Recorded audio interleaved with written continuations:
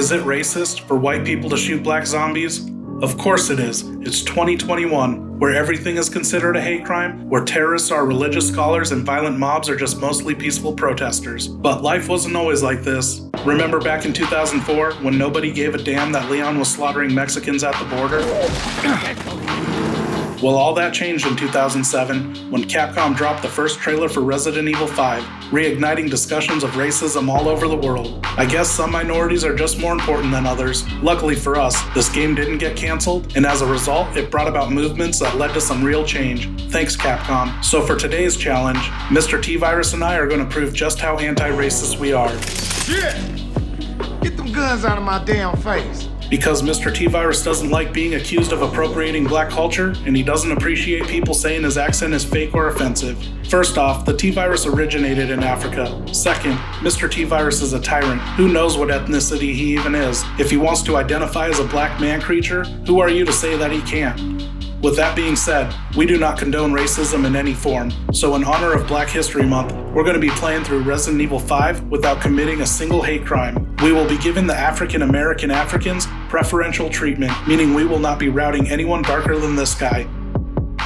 The rules are simple. We'll be playing new saves on veteran, so no professional difficulty, money, or upgrades to start.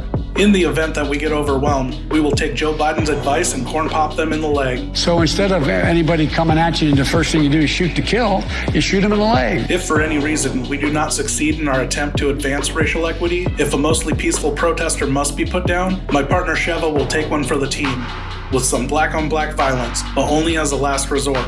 If this occurs, the challenge is over, but we will finish the mission to find out just how racist this game actually is. I have a job to do, and I'm gonna see it through. To ensure the safety of the locals, we will not be upgrading firepower or critical hits. Purchases are allowed for use of non-lethal weapons and defense items. During the chase sequence, we will disable the trucks but not the passengers. As for the motorcycles, we will just have to endure and deflect the black attacks. For this video, we will be skipping over 80% of the boss fights, since every boss in this fight is a white person. Irving, Excella, Wesker, Jill, both are Ouroboros encounters. It was in fact this fact alone that got me thinking this challenge was possible. Oh, and one more thing. For this episode only, Mr. T-Virus will be voiced by special guest Dion Richmond. I am the token black guy. I'm just supposed to smile, stay out of the conversation, and say things like, damn, shit, and that is whack. Okay, let's begin. Let's move. Without a search warrant, we no-knock bust into this dude's abode, interrupting some sort of interracial spit roast. With the only person to kill fleeing the scene, we are left facing our first local. In hopes to avoid more riots, we de-escalate the situation by jumping headfirst out a second-story window. We arrive at the public assembly just in time to witness some Democrats holding a rally. Now here it's easy to get overwhelmed. I barricade the door and pop anyone that doesn't fit the description. Using the windows and rails to hop back and forth, I evade attacks and buy time until the big guy shows up. From here, we continue to run the clock. To avoid accidentally killing anyone, do not jump down ladders or shoot explosives. Kirk finally arrives, bringing some law and order, by letting everyone know he doesn't see color and doesn't discriminate. Thanks, Kirk. You've just ruined my hard work. From here, we serve up some police brutality to a white girl for once. I wouldn't call her a boss, but like every boss in this game, she's white. Wow, perceptive, aren't ya? So far, this game isn't racist, it's just making a statement about colonialism, and these people are the victims. After this, we can finally start leapfrogging checkpoints. It's simple and game-breaking. Just sprint to the next checkpoint, die, rinse, repeat, and all the enemies will be gone, saving time, health, and unwanted kills. Oh yeah, and before I forget, we met some dogs in the sewer who were just as friendly as my own dog, and just like my dog, they didn't want to be put down. Moving on, we encounter our first real boss who isn't white, Dr. Chainsaw Guy. The only way to get past him is to get a key from him. Luckily for us, he doesn't have to die to give it up, so no hate crime here. Next up, we reach the mines. The trickiest part here is the gate. So to stay alive, I repeatedly equipped and unequipped the lantern until Sheva was done taking her time. Okay, that was not our fault. It's not murder if it's self-inflicted. And then we're up the cliffs without firing a single shot. And as we reach the top, this guy died from driving too hard. Shit! Skip over the fight, we cap the bat in time to hitch a ride with Dave. From here on is where the challenging part of this challenge begins. But first, a few things I need to point out. If anyone out there feels like attempting this challenge, you need a real-life partner. Sheva doesn't give two shits about her own people and will murder everyone in sight. These are my people that are dying here. Are you sure about this? Also, before you get really pissed off at your friend and possibly say things about them you wish you could take back, know this. The enemy skins that your friend sees are not the same skins that you will see. Many times I witnessed my friend utterly fail this challenge until we figured this out. That is whack. With this in mind, Sheva must only be tasked with deflecting attacks or disabling trucks, unless you're playing split screen. And speaking of trucks, this game randomizes the enemies with every continue, so with a little bit of luck, you could be dealt a truck full of kills. Same goes for the roadblock. Initially, I thought this would end the challenge here, but thankfully it's right at a checkpoint where you can die over and over until the right opportunity presents itself. In our case, these dudes were at a safe enough distance and showed no signs of dying or being hit. Yeah, I know, there were no bodies seen in the cutscene, but I didn't see them dying either, and I didn't feel like waiting for an all-white cycle. Look out! Now, fighting El Gigante, or whatever they call him in Africa, is a juggling act. We basically had to ace this fight without taking any damage from the Gigante. This left us with enough health to survive the light attacks from the minorities. I shot down every Molotov I could without injuring this guy, and yes, this guy isn't black, so it's okay that I killed him. Had me going for a second there though. And as for the Gigante himself, if he were black, he would have a bigger Gigante if you know what I mean.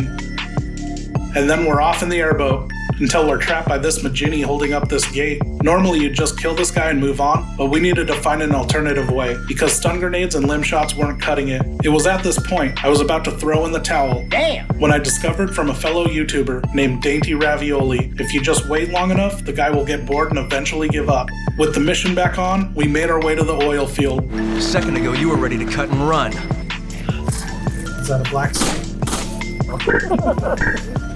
We dodged some Doctors Without Borders, rendezvoused with Josh, and got trapped in this room while Josh took his sweet-ass time hacking the mainframe.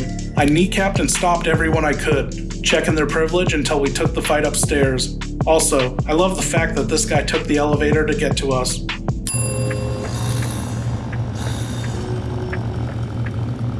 Up here, we have to make sure to keep the fight away from Josh. One little interruption, and he'll straight up ditch your ass.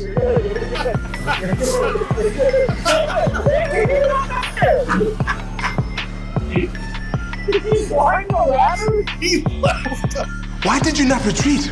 I mean, we are no match for them.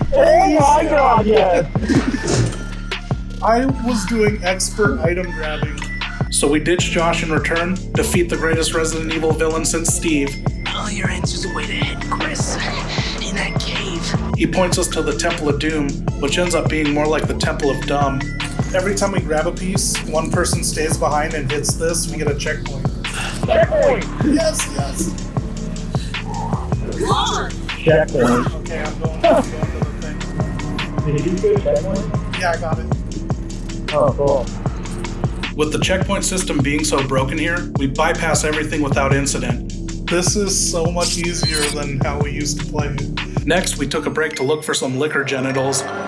Wait, Taking this time to gear up, Now we are actually going to have to use ammo. because all enemies from this point on are packing heat, and they're pretty much off limits. Oh yeah, they just fucking run past these bitches. Oh my god. Holy shit. This area would be near impossible if it wasn't for the grenade launcher flash round combo, and even though I was flashing these dudes left and right, it was still somewhat of a challenge. Go. Pull it. Oh, checkpoint. We're good. So there's not going to be anything here. Oh, dude, easy. I expected more of a challenge after all this time. After taking out my frustration on Wesker, I got to second base with Jill. Nice view of her butt from behind.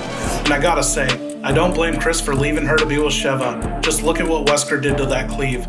Carlos, you can have her. Damn. Shit. That is whack. And that brings us to the big boat, This is huge. where one of us has to get locked in a cage, and the only way out is to kill these guys we aren't supposed to kill for a key card.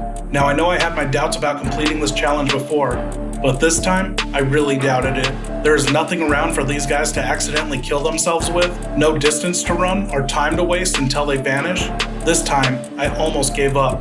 I almost pulled the trigger. But then, for no real reason at all, I started playing with this button.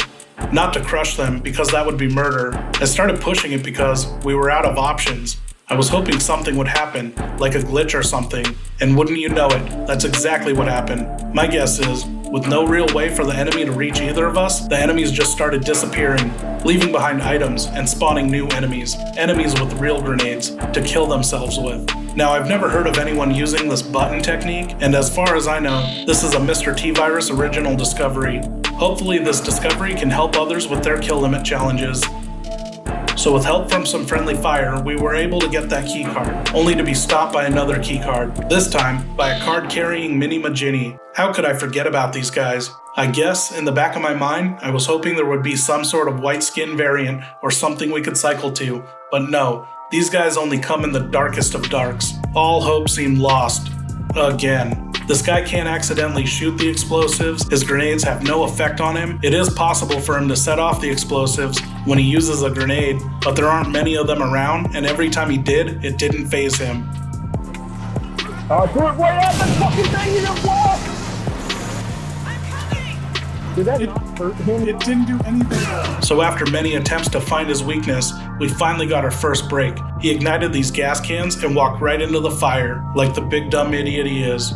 Now this is hardly a victory, but it's a start. This told us he can injure himself, so Sheva and I got to work. We equipped the stun rods to humanely beat the ever-living shit out of him, keeping count of every hit, taking 67 hits in total to kill this guy. So the plan now is to strike him 66 times and get him to walk into that fire, the fire that only burns for about 5 seconds. And this went about as well as the first time trying to get him to do this, but 66 hits later, and he actually stepped into the fire.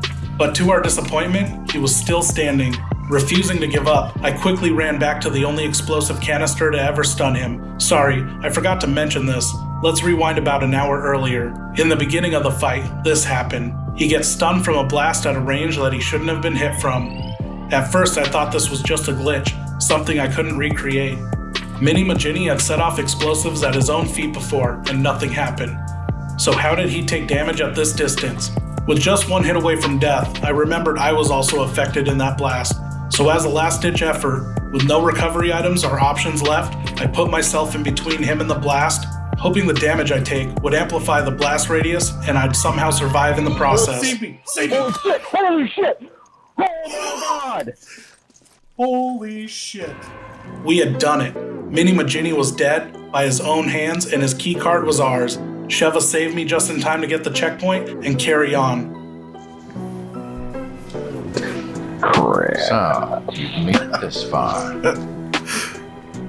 Now after coming this far, at this late in the game, it seemed like nothing could stop us now. I felt like John McClane and Sheva was my Samuel L. Jackson. No matter how much this game tried to stop us, no matter how difficult the situation became, we would always find a way.